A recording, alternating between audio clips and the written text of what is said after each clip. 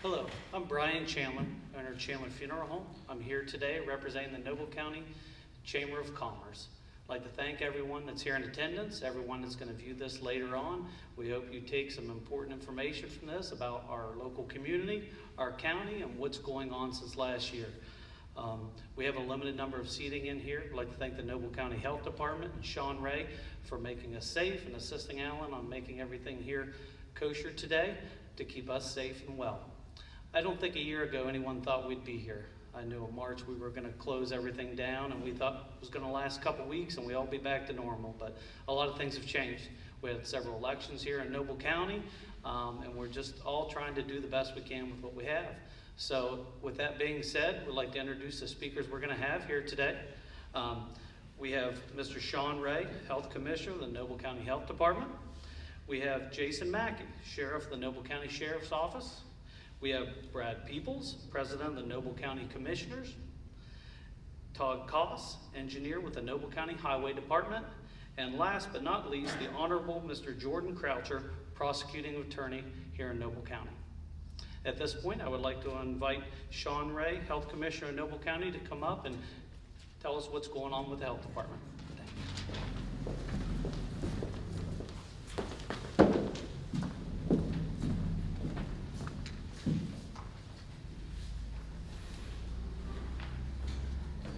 All right, well, let me kick off and first say thank you to the Chamber for inviting me again today to speak.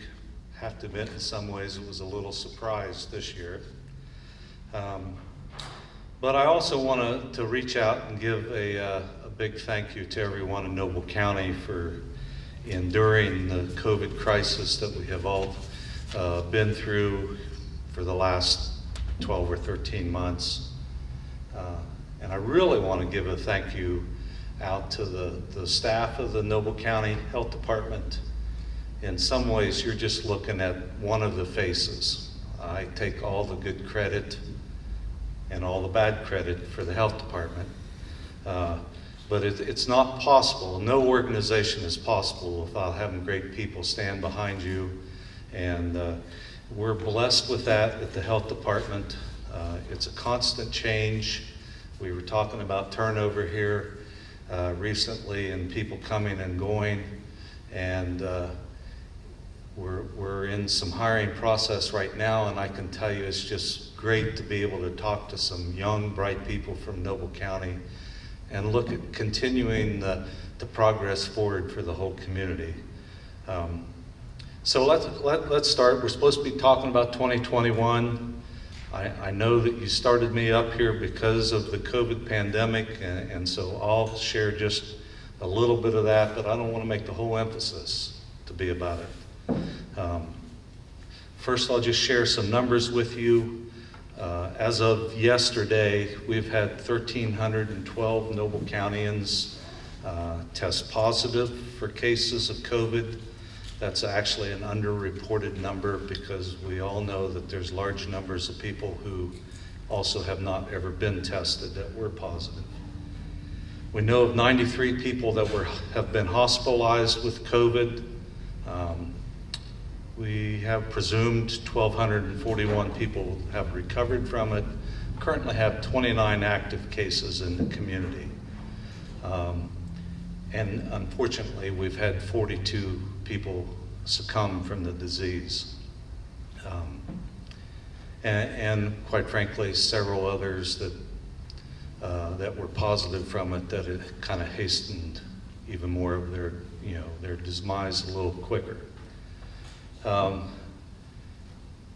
saying all that, we are actually in the more upbeat, more positive part of the trend.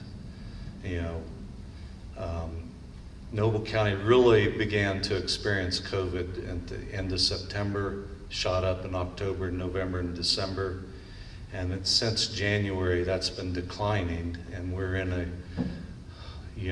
a declining phase, which is positive, and we want to keep it that way.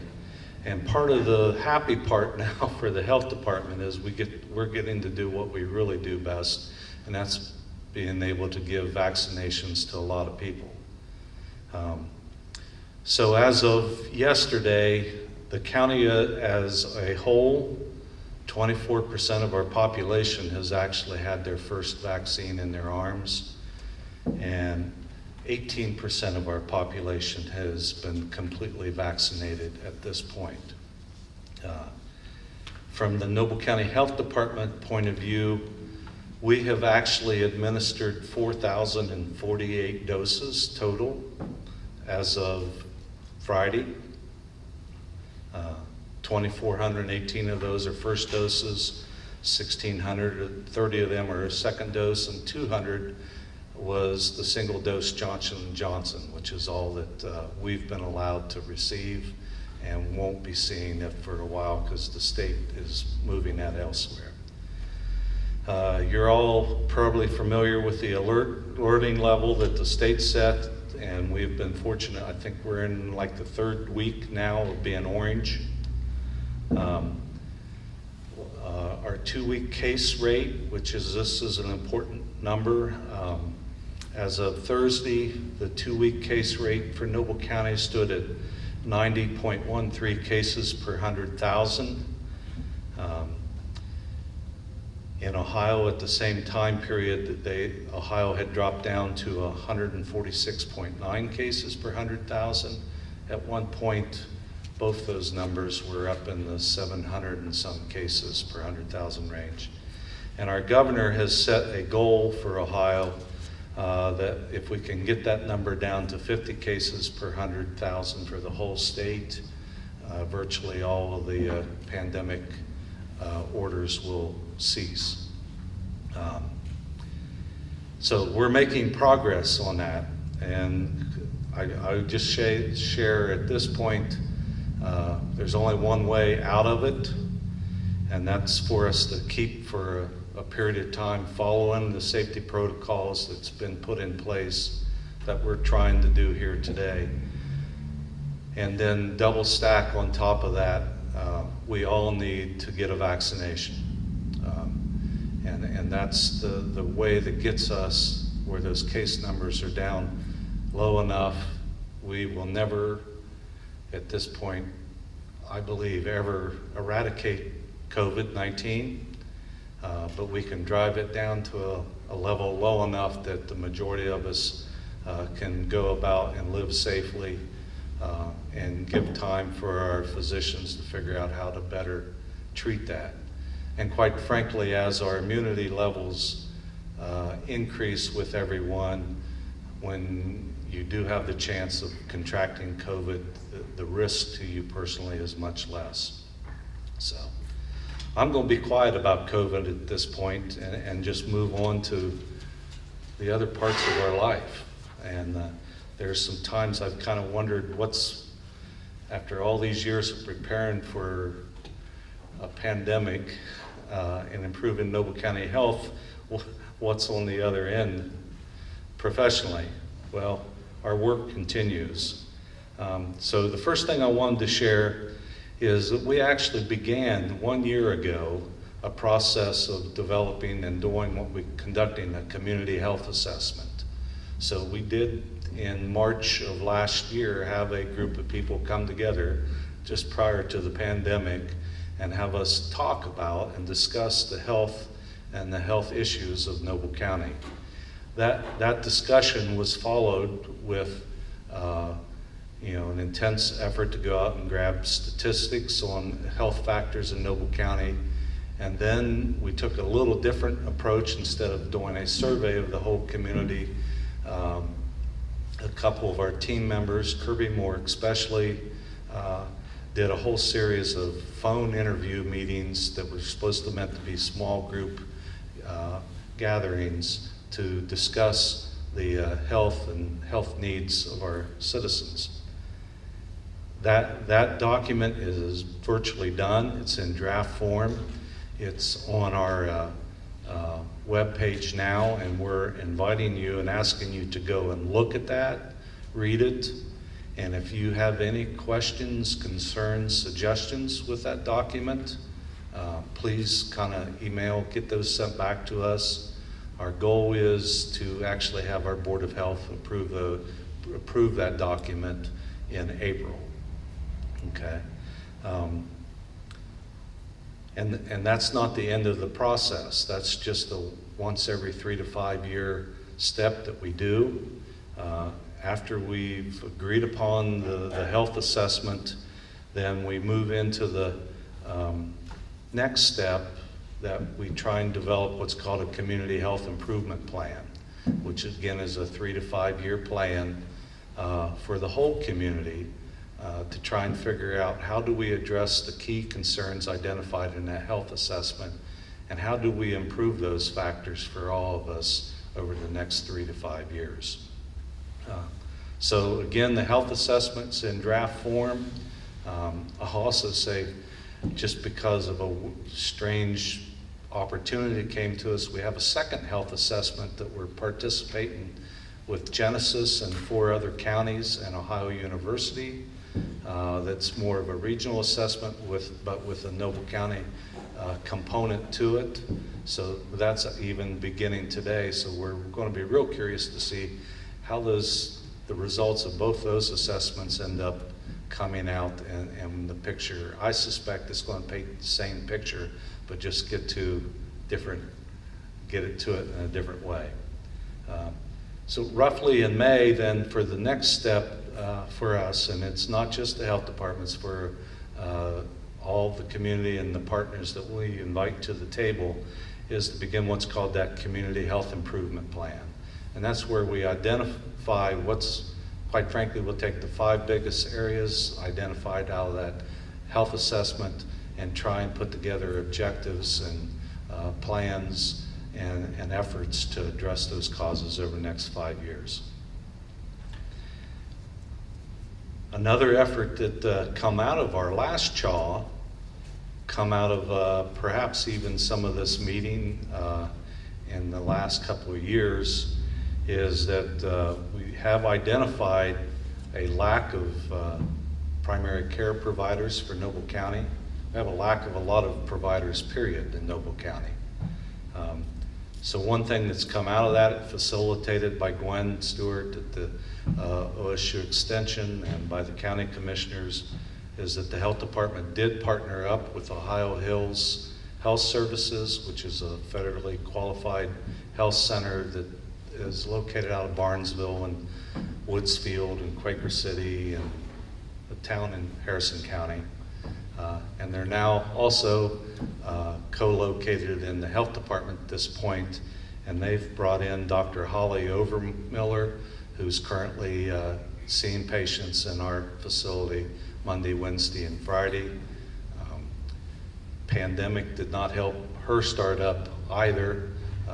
It really changed the face of healthcare for a long time, but we're extremely excited to have her not only working in our health department, but living here in Noble County. And she is a small town country girl and wants to make this her home. Next thing's moving on. I got to bring Gwen Stewart up again. Perhaps I'm her rah-rah for today, but she's been working with the Noble County Planning Commission, which the commissioners and engineer and trustees and several people were a part of.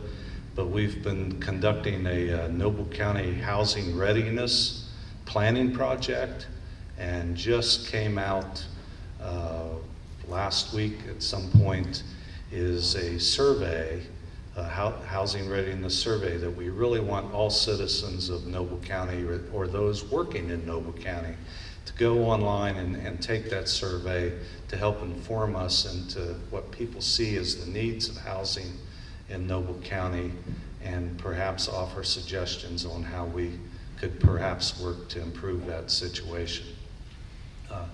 That survey is a link to it's available on the health department's website. It's primarily available on the county's website and also on OSU Extension's website. So please take some time to go in and fill that out. And then simultaneously, Gwen shared with me the other day, I was not aware of this one, but they also have a transportation survey for Noble County that is out as well.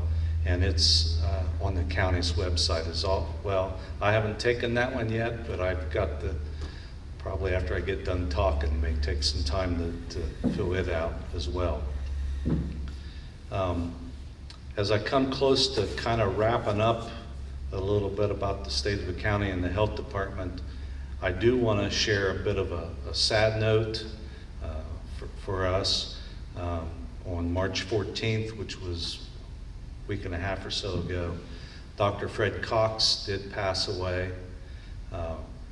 Fred was here in Noble County for probably 60 years. I don't know exactly how long.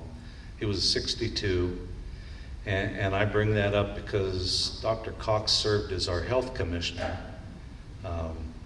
from April of 1962 to December of 1995, which was 33 years. When he started, the health department was in one or two rooms at the courthouse, and by the time he left in 78, we got the building that we're presently in, that we got to move in. Great assistance from him to do that. Quite frankly, he was the one that called me into his office and said that you're doing a great job as an environmental health director, but you're not going to be happy doing that the rest of your life. And asked me to go and get my master's degree to be able to replace him. So there was another individual for 2 years in between us, but he's going to be greatly missed by us. One last comment I was asked to share by the staff, and so I'll just read this. It says, public health is more than a building located at 44069 Marietta Road. It is all of us in the community caring about the health of everyone, focusing on bringing community residents, businesses, schools, and healthcare providers together to care for our own. And what can we or you do to better have a healthier community than to work together with everyone? So again, I thank you for the trials and tribulations that we've all went through in the past year, and I thank you for rolling up your sleeve and getting your shots in the next 60 days so that we can get this all behind us. And I'm looking forward to a better Memorial Day weekend. So thank you.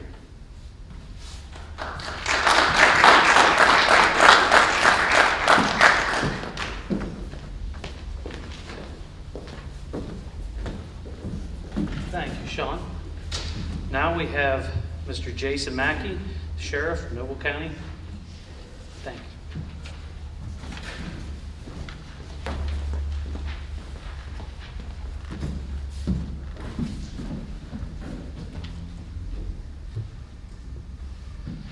First, I'd like to thank the Chamber for creating this opportunity where we could address the citizens of the county, kind of let everybody know what's going on. As far as for the Sheriff's Office, where we started in January this year, we had a bit of a tough road to hoe. I'll tell you right now, with the support of our commissioners, the public, and the staff at the Sheriff's Office, we have grown leaps and bounds already this year in the efficiency of our operation and how we are addressing internal organization and how we are dealing with calls for service in the public. And I really couldn't be more proud. Again, our commissioners have stepped up. When they tell you they back the blue, that's not just a catchphrase. They are really stepping up and providing resources that we have needed for quite some time. You know, when I arrived there in January, I asked everybody to complete an inventory of the equipment, either assigned to them or in their car. I was amazingly astonished to find that they had almost none. We're talking deputies didn't have cameras, fingerprint kits, basic safety items or investigational items. And we are working through that list now and getting everybody equipped. So when we talk about the Sheriff's Office, there's several different facets to it. We have the safety and security operation of the road deputies and investigations. We have the jail division. We're charged with housing and safely keeping inmates. We have the school resource officers, kind of doing a separate role, which is very similar to ours. And we also have the K-9 program and administrative program. So I'm going to touch a little bit on each one of those, kind of where we're at and where we're headed. One of the biggest portions of this is jail. The jail is critical to functions of the county. It's our biggest liability area, and it's probably the biggest area we've put the least amount of focus on in recent years. I've made it a priority in 2021 to get the jail where it needs to be with staffing. And the reality is we have a great opportunity there to generate some revenue.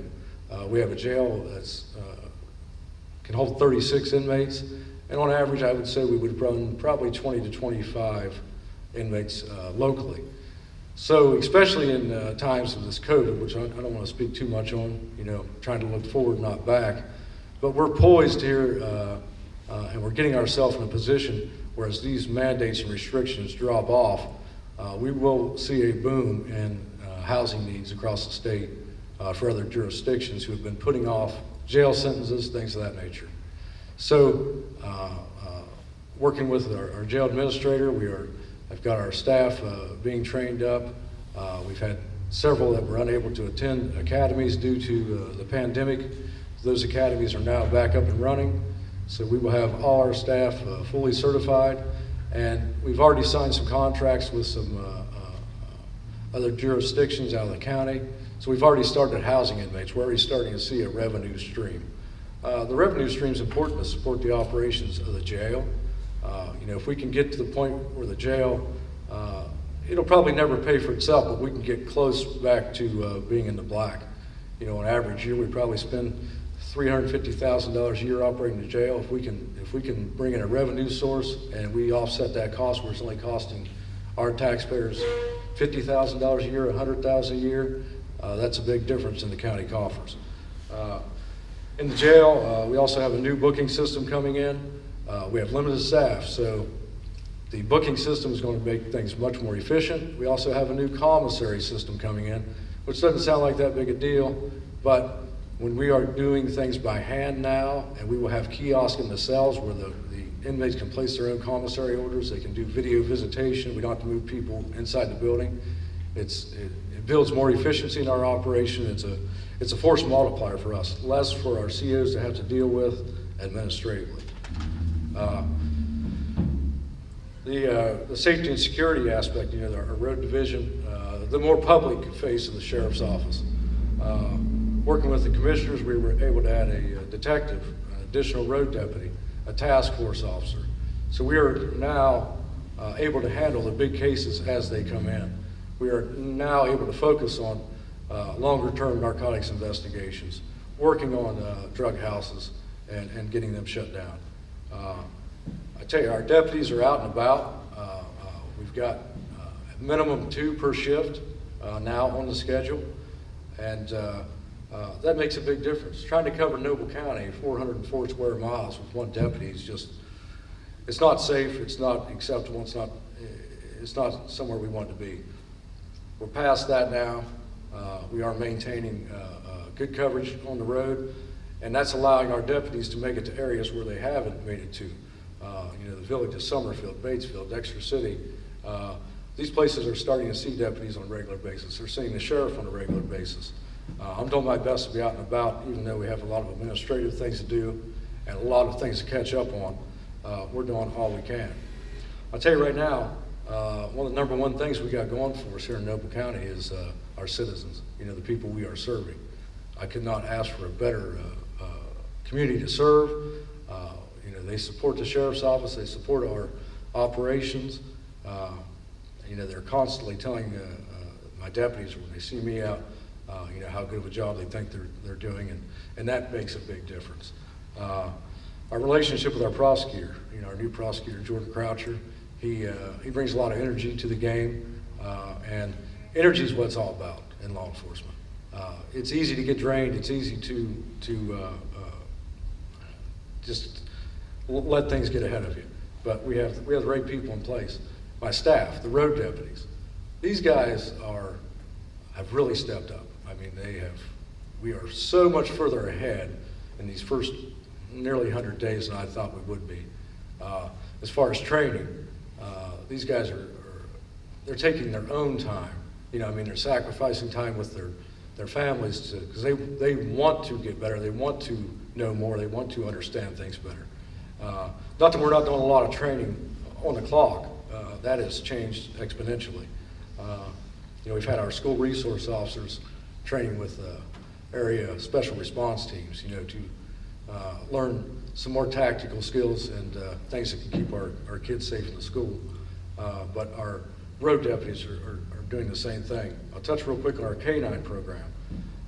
In January, we had 2 K-9s in our program. By June, we should have 4 K-9s actively on the road. Now that program is 100%, almost 100% supported by donations from the public, fundraisers, different things. We've actually been able to partner up with the Noble Family Violence Council, and we're going to have some more fundraiser events coming. But the availability to have 4 K-9s on the road, which everybody has to understand, we work 24 hours a day, 7 days a week, right? So 2 dogs is nice, but the availability, you got a guy working 5 shifts a week, so you got 10 shifts a week covered by a dog. Now we're going to have 20 shifts a week where we have a dog available. Huge difference. Working with the Village of Caldwell, they contract with us for one of the deputies. I anticipate that they may, I know they're really looking hard at trying to go from having a half-time deputy to a full-time deputy. That's going to be huge for the county. It's going to be huge for Caldwell. What's happening right now in Caldwell on our square, and the resurgence of business and people, and it's so nice you're going down the square in the evening, especially with the weather getting nice, and there's people outside. There's educational programs, workout programs with kids, and we've really got some life coming back in our community. We need to be aware of that. We need to respond to that with proper enforcement, proper people seeing law enforcement, because when you bring more people to the square, you're going to encounter problems, whether it's small problems or big problems, but we need to plan out for that stuff. Our 911 system, I'll touch on it real fast. We're in the planning stages for a larger 911 dispatch center. Our dispatchers, we currently have 2 per shift, but they are crammed into an extremely small room. So small that a third person can't even walk into the room and navigate through it without somebody leaving. So we're working on that. As far as our state mandates, we are up to date on our state mandates. We are in compliance. We're working on the programs to keep us in compliance, which things on the horizon for 911 are going to be text to 911. So we run into a lot of people now that have data packages that don't have, say, calling plans, or they're able to text over Wi-Fi. Before long, in Noble County, they'll have the accessibility to contact 911 via text. It's going to just make it more accessible to everyone. Again, the state standards we're up to date on. We're doing well on those. The sheriff also has the dog warden duties. We've been working on updating the equipment for that program. We have trainings planned. We've got a new person in that dog warden position, so we're really looking to ramp up the training there and make sure they're where they need to be, and we're responding properly. It's all about safety. We actually had a deputy injured in a dog bite here a couple months ago. A piece of equipment failed during the capture, and we can't have that. We had a deputy off for nearly a month before he's back to full duty. Thankfully, he's back right now. But basically, it was from lack of equipment and training or using what we had available or having the right tools available. So we're working on that. We're in the beginning stages of collaborating an effort for a shelter here in the county. Details still have to be worked out, but I think there's real possibilities here, and which is going to be better conditions for the animals that are in our care.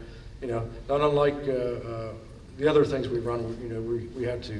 We we need a standard. We need a standard of care for the animals we have in our custody, just as we have a standard of care for our inmates, and we need to set the standard for our employees and the equipment they're going to have and the training they're going to have. And we're getting there quickly. Honestly, I couldn't be more excited about where we are at now compared to where we were at in January and where we will be next January. The sky's the limit. We just received a $100,000 award from the state on the capital budget funding to do some renovation inside the building, which is really going to help with efficiency. We are in the process now of installing mobile data terminals in our cruisers, so our deputies will be able to work remotely from the car, which is, it's all about efficiency as well as social distancing. But if we have the availability to complete a simple report from the car, that means we don't have to drive from Summerfield to Caldwell to complete a report to drive back to Summerfield to do something else. You know, these things they'll be able to accomplish in their car, on the road, and it's going to help. Plus the availability of information, they could run people, see pictures of people, know who they're dealing with.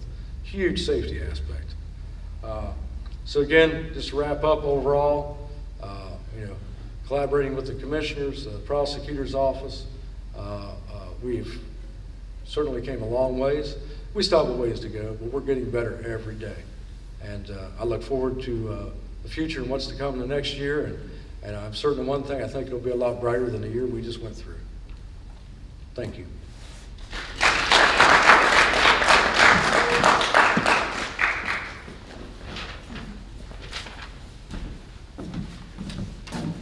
Thank you, Sheriff Mackey. Those folks on the video can't see, but we do have all three of our Noble County Commissioners in attendance here today. And I think Brad Peoples pulled the short straw, and he's going to be our speaker. So, Brad, if you'd like to come on up.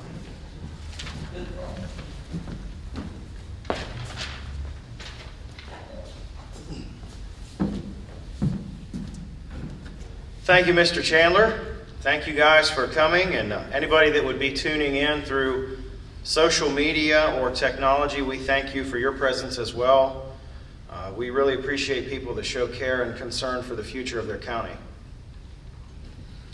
First of the year, a motion was made and seconded to make me president of the commission board, something I'm very, very proud of. That'll be a title that I will cherish the rest of my life, no matter what happens to me politically.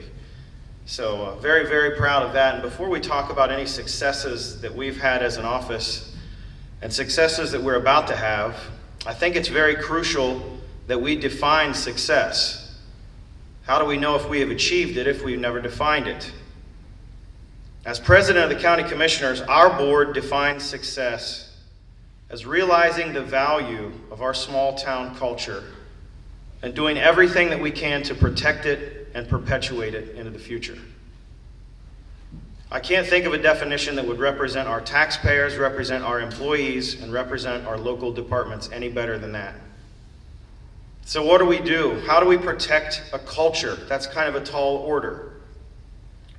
Well, as Sheriff Mackey said, your commissioners are not afraid to say that they have spent money, invested money in the local sheriff's department, and we are getting every bit of our dime's worth out of Sheriff Mackey. People in the community notice a stronger sheriff's deputy presence. There's a stronger presence of justice. And through having a sheriff like Jason, he comes to us the first week in office and says, if you guys will help me and give me what I need, we can turn the jail into a moneymaker. A month later, we have a contract on our desk from another county that wants to contract for bed space. A month after that, our jail brings in $5,000. So it's working. We are a pro-law and order society, and we're not afraid to show it.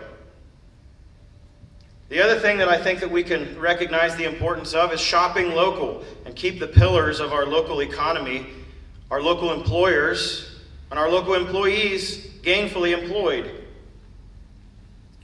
The shop local narrative is not the only way of doing that, but it is one way.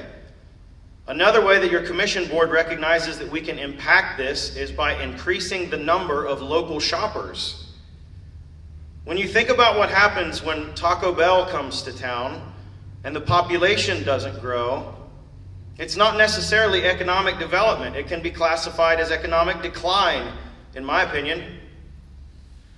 When 1 or 2 or 3 new restaurants come to town and your population stays the same, that's just taking the same pool of people and dividing them among more cash registers.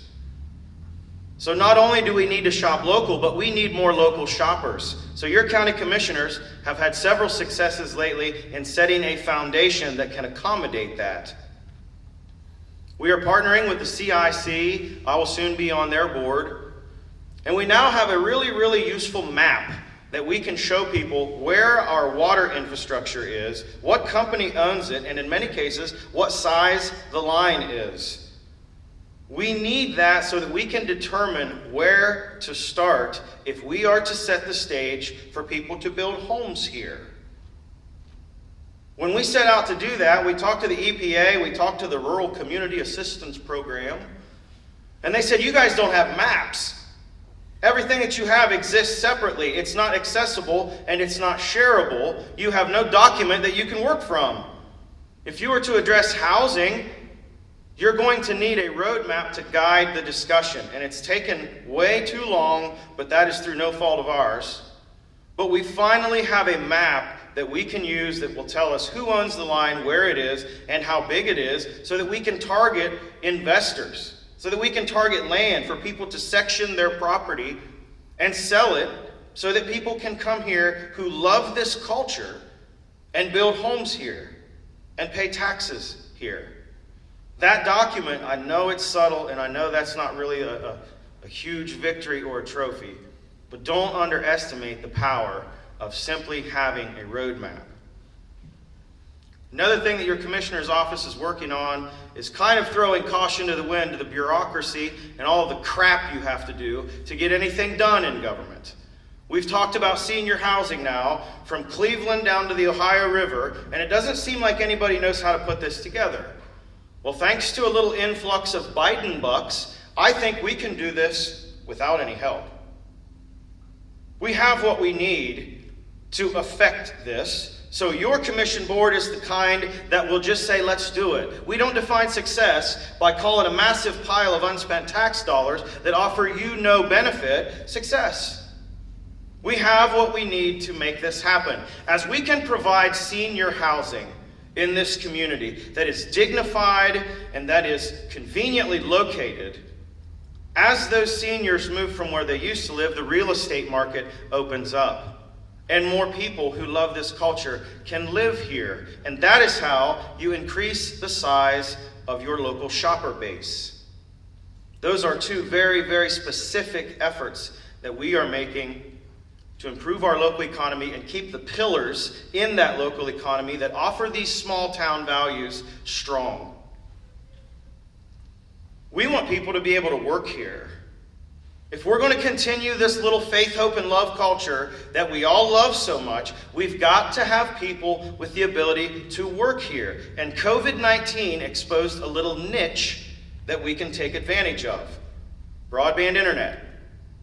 How many people do you personally know that found out they don't have to show up to work to do their job? They need a computer and they need internet. We are in the final phases with Tom Reed and Tom Reed Consulting of a broadband project that will involve Charter Communications, Washington Electric, a private broadband provider, both of your local school systems. Because if we don't put together an incredibly efficient project, we will not be able to offer you speeds that you'll like for a price that you can afford. We all know how hard it is to install any kind of infrastructure in rural areas. And with broadband fiber being $50 million an inch, it makes it a little difficult. So we hope this fall to be through with the design phase and move into implementation. Noble County was earmarked for $750,000 through the Appalachian Regional Commission, the most per capita in the state of Ohio, thanks to some loud voices on your commission board. We have the money that we need, we have the partnerships in place, and we are ready to provide a product now. But in so many cases in our county, we had to map out what we have before we can figure out what to do with it. One of the biggest successes, and I will close with this, one of the biggest successes that we have had in our office, and the biggest cause for celebration that I've seen since I've been there, is a water project that we found out Friday. The last piece of funding is now in place. So our east of I-77 water project that we've talked about for several years is now ready to go to bid. Soon after that, we will be digging. What that project does is lays a water line from Sarahsville to Pleasant City, right up the gut of Noble Local School District, right into the backyard of the Guernsey Power Station. And we have every reason to believe through past experience that where water flows, housing grows. Folks, that is how we are going to protect this culture. We need to make room for people that love it to live here. We need to make room for them to work here. We need them to shop here, and we want them to feel safe here. Does anybody else find it odd that in the last 4 years there has been a massive turnover of local, young, lifelong lovers of Noble County elected into many positions? Our county is in a season of sowing. And I'll be back in a year to talk about what the harvest looks like. Thank you very much.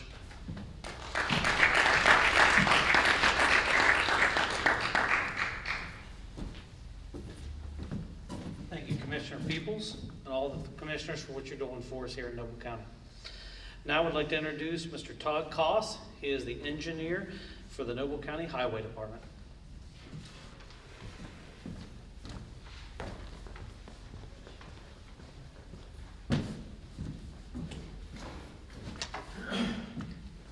Thank you, Brian. Appreciate it. Good afternoon. I want to thank the community for your vote of confidence last year and allowing me to serve as your county engineer. It continues to be my privilege. I appreciate it. Also want to thank all the staff, the highway workers, drafting, GIS, management, for their diligent efforts and assistance with my transition. I thank you as well. As Sean had mentioned earlier, I'd like to put a plug out for the Housing Readiness Survey and the Transportation Survey that are available at my office, out at the Highway Department, and at the MAP office in the courthouse and online. A little over a year ago, when I stood before you at the Meet the Candidate night, we'd recently found out that the state authorized an increase in fuel sales tax, both gas and diesel. The projections would have provided for nearly an additional $1 million in operating expenses in my budget. Then, as we're all painfully aware, the pandemic hit and traveling nearly halted. This is correlated to less miles driven, and in turn, less fuel sales and less revenue. This has left the office with a shortfall of nearly $750,000 from 2019 to 2020. And based on ODOT projections, it will decrease slightly more this year. This has compounded the issue of continual increase in inflation and cost of goods and services. The plan was to ramp up a reconstruction of roads and bridges by utilizing the funding sources like ODOT, OPWC, MWCD, BWC, and others on a grander scale by having more match money. Now, due to the shortfall, we're having to be even more selective of project scopes and prioritization. Before detailing the work and priorities moving forward this year, let me share some of the efforts the office made this previous year. There were 35,000 linear feet of guardrails sprayed for vegetation control. 75,000 culverts replaced, ranging from 15 to 60 inch, costing nearly $225,000. There were some minor bridge repairs, but no new bridge replacements. About 4 miles of paving and lane striping performed, utilizing about $300,000 in ODOT grant monies. 4 pieces of equipment were purchased, totaling about $550,000. A Chevy Silverado, a case grader, a force feed loader, and a Freightliner tandem dump truck. Nearly 20 miles of road were chip sealed. 1,100 ton of hot mix asphalt placed during patching. 320 lane miles of roadway mowed back. 48 miles of ditching performed. 27,000 ton of stone spread, costing nearly $650,000. 7 slips repaired in-house, costing $90,000. 14 of the FEMA DR 4424 slips from the 2019 catastrophe, repaired utilizing nearly $3 million worth of grant monies. and many other miscellaneous in-house projects. We also received some safety grant money through CAO. One was a Mastermind Guardrail Inventory Grant of $25,000, an EV bridge load rating grant of $9,000. That's for the emergency vehicles and the larger size, and then a sign grant of $24,000. Again, I want to thank the staff for their excellent work. I mentioned last year my priorities and goals are going to be to have a strong drainage program, to have all structures fully rated, and to get more lane miles into hard surface. In an effort to pursue this agenda, this year we plan to ditch twice as many lane miles, about 100 miles. We have been awarded LBR grant money of nearly $2 million, which will provide approximately $300,000 in local match for a bridge replacement that is scheduled to be completed in 2023. We are currently working on construction plans for that project. We are writing a grant to OPWC Round 36 for reconstruction of 3 bridges. It'll be about $300,000 in grant money and $100,000 in local match. We are writing 2 grants to OPWC Round 36 for paving and chip and seal. It'll be about $600,000 in grant money and $200,000 in local match. We currently have slated 2 OPWC Round 35 paving projects, which will be local lead, and 1 CSTP paving project, which will be ODOT led, for a total of 16 miles paved this year and striped. This will utilize about $1.6 million in grant dollars and $400,000 in local match. We're also working on finishing the 100 culverts and the berm work for the paving projects I had mentioned before. Finishing the last 10 of the 2019 FEMA DR 4424 slips. We're currently working on the last 3, and total grant dollars captured this year nearly $3 million. Placing fundamental stone on roads. We already had placed an additional $250,000 in stone due to the weather events this past winter, bringing the total for this year to succumb over $1 million in stone placed. We're mowing back the nearly 320 lane miles typically done even further, and we'll venture to mow back even more. There will be some blade patching performed, which is still to be determined, and there will be approximately 40,000 linear feet of vegetation control. We have secured another $40,000 in safety grant money, and purchase orders have been issued for 2 new Freightliner single-axle trucks with stainless steel beds, plows, and plow balancers, costing approximately $300,000. And additionally, we'll be purchasing a small excavator. Another major project this year, and Brad had kind of touched on it, was the parcel mapping upgrade that we're doing. This is an LBRS, which is Location-Based Response System initiative in cooperation with OGRIP, Ohio Geographically Referenced Information System. It's a cooperative agreement between the state and the county to create precise and accurate parcel mapping. It's like tax maps, but in the map room, but it's digital with a whole lot more data, and you can do a lot more with it. There's nearly $500,000 in grant monies between the state and other entities being used. The main purpose of the project is to accurately locate a person's address in case of an emergency. Additionally, though, there are so many other advantages associated with such mapping as infrastructure assets, representing flood zones, attributing tax data, and so much more. This is truly a milestone for the MAP office. The project is scheduled to be completed at the end of the year and publicly available shortly after. As you've heard, there's many strides being made to provide the most effective, efficient, and economical transportation and mapping system for the county. I thank you again for this opportunity and bid you safe travels. Thank you.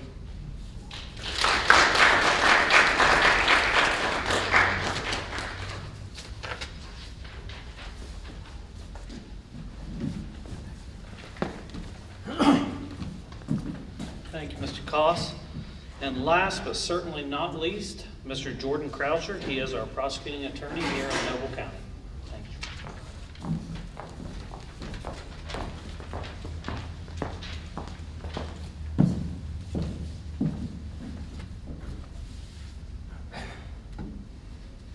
Good afternoon. Would like to start by thanking the Chamber for putting the event on and inviting me to speak today. I think it's a great opportunity for people to get a chance to kind of get a look at where several of their departments are, get an idea of the kind of challenges that we're facing, the things that we're excited about, and really the direction we're going as we move through the first quarter here at 2021. It's been a very busy start for the prosecutor's office for 2021. Our office has maintained Attorney Jamie Riley Pointer is the assistant prosecuting attorney. She handles all of our misdemeanor cases. We have hired Tracy Clark. She brings 20 years of legal experience working for Judge Costine over in Belmont County and is a licensed paralegal. She's been a great help so far. We also have Cameron Long, who will have her paralegal license within a month. And unfortunately, we will be losing Melissa King, who has been invaluable in the office. It will be a tough loss, but we really appreciate her help so far this year as well. About a year ago, one of the questions posted the Meet the Candidates forum, there was a prediction that there was going to be an increased caseload, and so I thought it'd be a good chance to look back and see where are we now, what were our cases like a year ago, and then maybe look even 2 years back to get a full scope of kind of where the county is. So far this year into 2021, we've had 2 rounds of grand jury. We've invited 32 individuals on felony counts. We've got another approximately 12 waiting on lab results, either for drugs or blood alcohol, something along those lines. For all of 2020, there were 51 felony cases, so a dramatic increase. But I really think that shows you the large-scale effect that the pandemic has had, because if you look back 1 year further to 2019, we had 104 felony cases, so much closer to that, still at an increased level, but not quite so dramatic. You really see the same in county court. 2021, we've had 66 criminal cases so far. For all of 2020, we only had 168 county court criminal cases, but 2019, it was 269. So again, very, very close to those previous marks. One of the very interesting trends that I'm seeing, and it gives me some hope going forward, so if we look in juvenile court, there's really 2 forms or facets where the prosecutor's office gets involved. There are actual delinquency cases, folks under the age of 18 committing crimes that, if they were an adult, they'd be facing either misdemeanors or felony charges. And the other one is abuse, neglect, dependency cases filed with the assistance of the Department of Job and Family Services. Largely cases, God forbid we have to get involved, but cases where either temporary or permanent custody becomes an issue, and the department has to step in to take custody of children. In 2020, we had 18 delinquency cases. So far this year in 2021, we've only had 3, and I really think that makes sense. If you look at the average day for a child in 2020, you're dropped into complete flux. School is closed. You've really lost the structure to your day. Clubs are closed, sports are canceled, and there's just all of this free time now where there's that opportunity for trouble to kind of arise. And so it's really, I think, a very positive trend that those numbers are so low so far this year. Unfortunately, on the flip side, we only had 6 abuse, neglect, dependency cases in all of 2020. We have already had 4 of those in 2021. And again, I think that makes, unfortunately, a lot of sense. It's not that these cases aren't happening in 2020, but if you really consider those cases, where are you getting those from? Where are they stemming from? They're reports, either from concerned family members, school personnel, or your doctor's offices. And if we look at the effect the pandemic has had on that, we haven't been able to gather with extended family. Family aren't seeing these kids. In-person school is canceled. Your mandatory reporters really aren't getting a look, and doctors, it's emergency only. So when we see these, sad that the cases exist, but heartening in the fact that I think that we'll start to see more of those surface, and we can address those problems as they sort of arise, and hopefully get everybody the help they need to kind of keep this moving in a positive direction. Some of the other things I think folks should be aware of, some of the changes and effects that we're seeing in our judicial system, I guess the law enforcement system from the top down. To give you a legislative update, one of the things we had looked at last year, Senate Bill 3 has passed the Ohio Senate. It's being considered by the Ohio House of Representatives right now. What that would look to do is, in part, it's a pretty massive overhaul, but the pertinent part, I think, that's important for most folks is it would reclassify a lot of your F4 and your F5 drug offenses to misdemeanor offenses. In the grand scheme of punishment, that really doesn't modify things a whole lot from our end. Those 4s and 5s, in terms of felonies, they're not prison eligible anyways, unless they've got some sort of offensive violence or a sex offense previously on their record. It also does not apply to fentanyl, and it does not apply to the lower traffic penalties. I think actually in some cases it elevates them. So really what it does is it gives us a little bit more nuance in terms of how we approach things. If you continue to rack up drug offenses, it can arise back to a felony level. But in the grand scheme, it just adds another step. So right now, most of your low-level felonies, if it's a first offense, oftentimes treatment in lieu is available. And what that is, if you've got drugs or some sort of addiction problem at the heart of the underlying offense, the court's going to give you an opportunity to seek help, treat that, and hopefully move your life forward in a positive direction. You're placed on a program for a period of 3 years. There's a zero tolerance policy, no drugs in your system, no prescription drugs outside the recommended amounts by your doctor. And if you screw up, you'll have already entered a guilty plea by the time you're placed in that program. And we could make use of other enforcement options. Otherwise, the options are probation. You would work with our adult probation officer, Mike Ford, here in Noble County for usually a period of 5 years, some rules that you've got to live by, and then ultimately prison at the top of the chain there. On that, one of the questions I seemed to get a lot, more so last year, not so much so far this year, was, folks see their neighbors get arrested and then they're right back out 3-4 days later, and they're like, how are people escaping the system? How are they skating through? And it's really, unfortunately, it's just not explained very well. They're not sliding through, they're not skating through the system. The court is simply setting bond conditions. And really the Supreme Court has looked to kind of change a lot of that. The goal in any criminal case is really twofold. One, to secure your appearance at future court hearings, and two, to protect the public. So if it's a nonviolent crime, if you're not looking to harm others and you've got a relatively small criminal history, the presumption, if you're local, is to put you out on your own recognizance. You promise to continue to come to court. One, that takes the cost down from Sheriff Mackey. He's not forced to house local folks. He does have more space then in the jail to continue to get some of that income from other counties that may need that space. And two, it really sort of levels the playing field. It's not so much a game then where you have to have money to play. You don't have to be able to buy your way out of jail. And so that's really what you're seeing. It's not so much that they're avoiding the system. One other very interesting thing that I think is really starting to become more prevalent now, the Reagan-Tokes law was passed in 2019. It really didn't have much effect on us in 2020. But what it does is it brings back indefinite sentencing back to Ohio for your F1s and your F2s, your high-level felonies, your rapes, burglaries, arsons, kidnappings, things like that.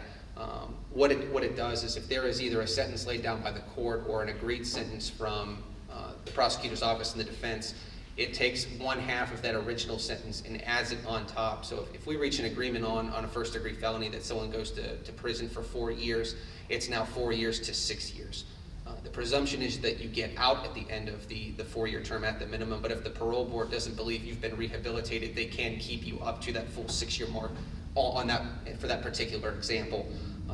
Again, it just adds more nuance to our negotiation ends of things in the prosecutor's office. It gives us a little more mobility to really get things right. And as the sheriff mentioned earlier, that we have the ability now to handle these big cases, and you can really see it. And this law is going to become very important because of the 32 cases that we've had so far this year, 13 of those they have at least one F1 or F2 charge. So nearly almost half of our cases that we're dealing with, this is going to become something we have to consider. As we move towards 2022, some of the priorities of the office, really 3 of them that I think are huge. One, we want to be able to adapt to and meet the current challenges that we're facing with our investigations. We want to make progress on the delinquent real estate taxes in the county, and we want to continue to research and recommend more disposition alternatives in juvenile cases. So we take those each one in turn. Tragically, obviously, Judge Young has passed, and that's kind of left county court in a little bit of chaos there for a minute. Now we have court covered primarily by Judge Yoss from Monroe County, but this obviously complicates things. He has to hold his own court for Monroe County. He has his private office, and now he's also attempting to cover Noble County as well. It's a lot. With that, we're sort of limited in his availability, and so we're looking for options to really ease those burdens, be it for either court or for seeking application of a warrant or something like that. So some of the things that have been put in place, We've got video conferencing options available to get access to him for court, and our office is looking into potentially an online warrant application process, especially when you're under a crunch and it's an emergency and you need one quickly. We need to be able to act fast. Along with that, sort of the other challenges, or I guess really an opportunity at this point, is to work as closely as we can with the sheriff's office. I really think you have a real opportunity with a new sheriff, new prosecutor, to align your processes, your policies and procedures, and kind of move forward in a joint fashion. It gives you a better operation base. Folks sort of know what to expect from each other, and I think so far this year it's worked out really well. On the delinquent real estate taxes, this was something we were attempting to really start to chip away at the start of 2020, but with the pandemic hitting, the legislature started to put bills forward that put a moratorium on filing foreclosure actions, and so at that time we backed off. But as of November of 2020, there's approximately $690,000 to $700,000 in unpaid delinquent real estate taxes. That's about 2% of the total amount billed for the county. So from our office's perspective, what we do is we'll do a brief title search on the property, make sure we've got the right owner, and then we seek to foreclose those lands. So if there are folks that are looking to develop, those lands will become available, and this is sort of to put folks on notice that we are aware of it, we are moving forward, and we absolutely intend to start seeking recovery of that money as soon as we are allowed to. The final one is juvenile disposition. So really, the ultimate goal of the prosecutor's office is to prosecute crime, but sort of along with that, we want to see a decrease in recidivism. We don't want to see repeat offenders. We don't want to see repeat behavior. Oftentimes, by the time folks are adults and they've sort of gotten into that habit, sometimes that's tough to break. But we really feel as though we've got a great opportunity, especially with our young people in the county and our kids in the schools. We've got a chance to sort of head some of this stuff off and turn them in the right direction and really start to cut down on some of this.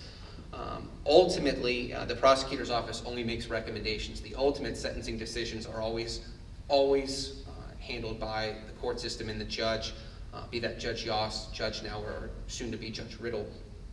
But we really feel it's our duty to continue to research what options are working elsewhere, what can we recommend to kind of educate everybody to say, look, maybe we haven't done this in the past, but this is something we can consider going forward. Even if it's something as simple as community service and just getting kids more involved, or some sort of diversion. The options we primarily take effect with right now are probation. We have 2 probation officers for the juvenile system that handle most of our juvenile cases. We have detention. We primarily send folks to the juvenile detention facility in Muskingum, and then ultimately at the top is the Department of Youth Services, DYS, essentially juvie as far as our system is concerned. So beyond the scope of those 3 main items, we're really starting to look at what other options can we maybe potentially take advantage of, what maybe the court would consider, and what's going to work for us, what's going to work for our kids. Ultimately, there may not be better options, but we're always going to be looking for those and trying to take advantage of that. So ultimately, in closing, I would just say that we're very, very excited about where we are, the people that we have, the people that we get to work with, and very excited for the direction both our office and this county is headed. So thanks so much.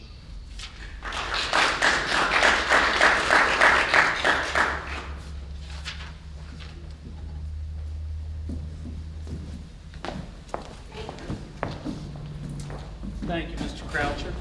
I'd like to take this opportunity to thank all the department heads that showed up today. I think we have a lot of positive things going on in Noble County right now and the short future. I'd like to thank Alan Fraley, Executive Director of the Noble County Board, for coordinating this event today. I'd like to thank everyone for taking the time to watch it today and later on. Just to let you know that we are the Noble County Chamber of Commerce. We are here to work for you. If you have any questions, whether you be a resident or outside, we'd like to invite you to contact Alan, one of the board of directors. We'd be happy to talk to you just about anything that's going on in our community. Thank you for your time.